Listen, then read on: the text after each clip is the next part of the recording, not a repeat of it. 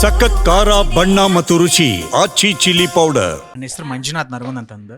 ನನ್ನ ಪ್ರಶ್ನೆ ಏನಂತಂದರೆ, ಪ್ರತಿ ಸೆಕ್ಷನಲ್ಲೂ ಕೂಡ ಅಂದರೆ ಮಹಿಳೆಯರಿಗೆ ಈಕ್ವಲ್ ಆದಂಥ ಒಂದು ಅಪಾರ್ಚುನಿಟಿ ಇರ್ಬೋದು ಅಥವಾ ಈಕ್ವಲ್ ರೆಮ್ಯುನರೇಷನ್ ಇರ್ಬೋದು, ಇದೆಲ್ಲನೂ ನೋಡ್ತೇವೆ ನಾವು.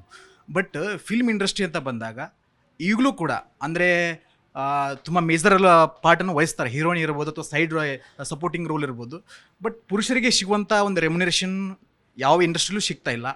ಸೊ ಇದ್ರ ಬಗ್ಗೆ ಏನು ಹೇಳ್ತೀರಿ ಮೇಡಮ್? ಯಾಕಂದ್ರೆ ಬೇರೆ ಇದ್ರಲ್ಲಿ ನಾವು ಚೇಂಜಸ್ ಆಗಿದ್ದೇವೆ, ಅಂದರೆ ಬೇರೆ ಉಳಿದಿದ್ದ ಎಲ್ಲ ಸೆಕ್ಷನಲ್ಲೂ ಕೂಡ ನಾವು ಚೇಂಜಸ್ ಆಗಿದ್ದೀವಿ. ಬಟ್ ಫಿಲ್ಮ್ ಇಂಡಸ್ಟ್ರಿ ಅಂತ ಬಂದರೆ ಇದರಲ್ಲಿ ನಾವು ಇನ್ನೂ ಕೂಡ ಆ ಥರ ಒಂದು ಡಿಸ್ಕ್ರಿಮಿನೇಷನ್ ಈಗಲೂ ನೋಡ್ತಾ ಇದ್ದೀವಿ ನಾವು. ಖಂಡಿತವಾಗ್ಲೂ ಅದಿದೆ. ಯಾಕೆಂದರೆ ಇವಾಗ ಎಸ್ಪೆಷಲಿ ನಾನು ಹೀರೋಯಿನ್ ಅಂತ ಮಾತಾಡಲ್ಲ, ಹೀರೋಸ್ ಅಂತ ಬಂದಾಗ ಯಾಕೆಂದರೆ ಅವ್ರಗಳಿಗೆ ಫೈಟ್ಗಳು ಅದೆಲ್ಲ ಇರುತ್ತೆ, ಆ ರಿಸ್ಕ್ ಎಲ್ಲ ಇರೋದ್ರಿಂದ ಓಕೆ ಒಂದು ಮೇ ಬಿ ಮಾರ್ಜಿನಲ್ ಆಗಿ ಅವ್ರದ್ದು ರೆಮ್ಯುನರೇಷನ್ ಜಾಸ್ತಿ ಇರುತ್ತೆ ಅಂತ ಯೋಚನೆ ಮಾಡಿದ್ರು. ಬಟ್ ಕ್ಯಾರೆಕ್ಟರ್ ರೋಲ್ಸ್ ಅಂತೆಲ್ಲ ಬಂದಾಗ ಎಸ್ ಮತ್ತೆ ಅಲ್ಲಿ ಪುರುಷ ಪ್ರಾಧಾನ್ಯನೇ ಮೇಲ್ಗೈ. ಹಾಂ, ಸೊ ಅಲ್ಲೇನೂ ಇಂಥದ್ದೆಲ್ಲ ಇರಲ್ಲ. ಬಟ್ ಗೊತ್ತಿಲ್ಲ, ಇದು ನಾವು ಹೆಸ್ರಿಗೆ ಮಾತ್ರ ಏನಂತಾರೆ, we should walk the talk, ಬರೀ ತತ್ವ ಮಾತಾಡೋದಲ್ಲ. ಅಗೇನ್ ಇಲ್ಲೂ ಚೇಂಜ್ ಹ್ಯಾಸ್ ಟು ಹ್ಯಾಪನ್. ನಮ್ಮಲ್ಲೂ ಒಂದು ಒಗ್ಗಟ್ಟು ಬರಬೇಕು. ಇವಾಗ ಒಂದೊಂದ್ಸತಿ ಏನಾಗುತ್ತೆ, ಯಾರಿಗೋ ತುಂಬ ಅವಶ್ಯಕತೆ ಇರುತ್ತೆ, ಇದು ತಪ್ಪು ಅಂತಲೂ ಹೇಳೋಕ್ಕಲ್ಲ.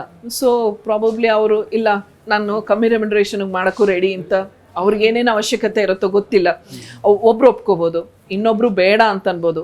So all these things, there are too many things ಇಲ್ಲಿ. ಸೊ ಹಾಗಾಗಿ ಇದು ಯಾರ್ದು ತಪ್ಪು ಯಾರ್ದು ಸರಿ ಅಂತ ಹೇಳೋಕ್ಕಲ್ಲ. ಬಟ್ ಮೇ ಬಿ ಎಲ್ಲಾದರೂ ಒಂದು ಏನಂತಾರೆ, ಒಂದು ರೇಂಜ್ ಅಂತ ಫಿಕ್ಸ್ ಮಾಡಿ, but this is a creative field, ಆ ಥರ ನಾವು ಒಂದು ಏನಂತಾರೆ ಒಂದು ಯೂನಿಯನ್ನು ಆ ಥರ ಎಲ್ಲ ತಂದು ಮಾಡೋಕ್ಕಾಗಲ್ಲ. ಸೊ ಅದೊಂದೇ. Thank you madam.